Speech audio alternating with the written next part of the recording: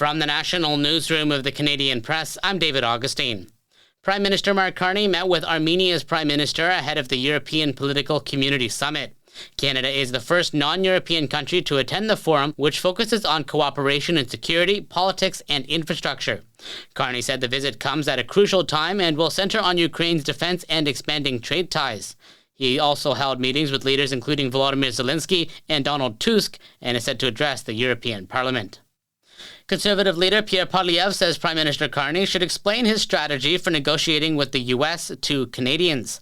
On Friday, Carney rejected the characterization of Canada's energy and critical mineral sectors as leverage in coming negotiations to renew the CUSMA Free Trade Agreement. Speaking at a press conference, Poilievre says the Prime Minister should be more upfront with Canadians about how he will go about securing a deal with President Donald Trump. So if energy and minerals are not going to be leverage for Canada in these negotiations, what leverage does Mr. Carney claim to have? He's already made a bunch of unilateral concessions and gotten absolutely nothing in return except double the tariffs on Canadian steel, aluminum, and lumber. And now he can't tell us what leverage we have, what demands he's making. Earlier in the week, United States Trade Representative Jameson Greer warned a group of Canadian politicians that Ottawa shouldn't try to use energy as leverage in the trade talks. Senators say a growing number of vacancies in the upper chamber is raising concerns as the appointment process remains unclear under Prime Minister Carney. There are currently 9 vacant seats, with 6 more retirements expected by the end of 2026 and no new appointments made since last spring. Senator Mary Lou McPhedran warned the independent merit-based process may be eroding, while Senator Bernadette Clement said vacancies reduce regional and diverse representation.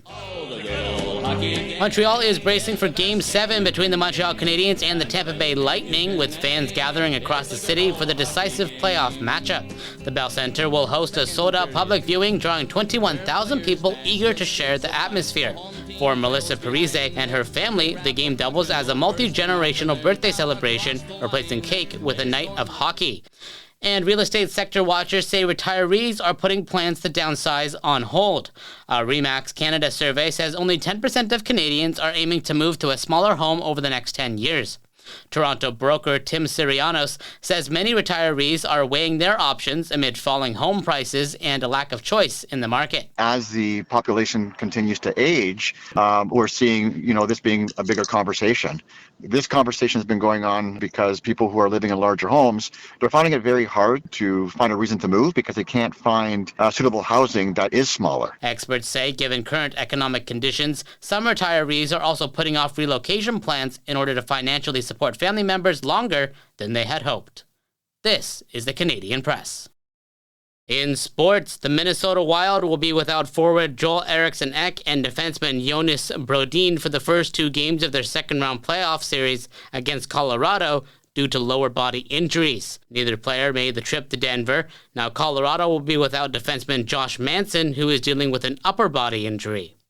The Toronto Raptors look to advance to the second round of the NBA playoffs with a win in Game 7 of their series with the Cavaliers. Now, to do that, they will have to win their first ever playoff game in Cleveland.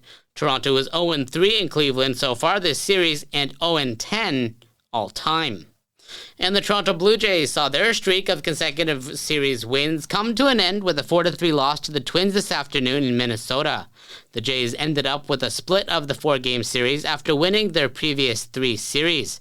Now Toronto third baseman Kazuma Okamoto homered once again for the 3rd straight game.